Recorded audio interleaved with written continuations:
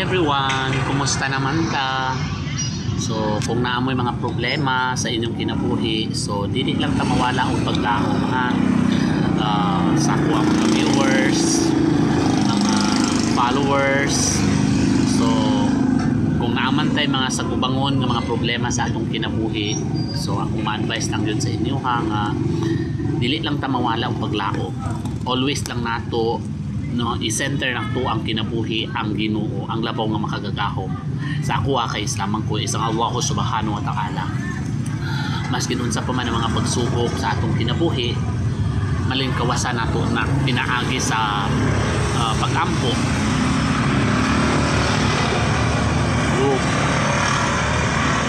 Ma'am, salig lang yun niya.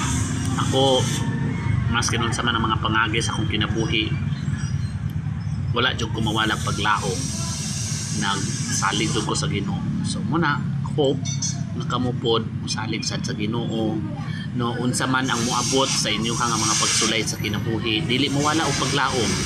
Laban lang ta, no, usahay madagma ta, masin unsa kangit madagma ta moabot sa panahon sa punto nga mo sagubang ta sa pinakangitngit sa atong kinabuhi. Apan kung ang imuhang naa sa center sa imong kasing-kasing ang Ginoo, hinay-hinay na siya nga muhayag sa atong kinabuhi, no?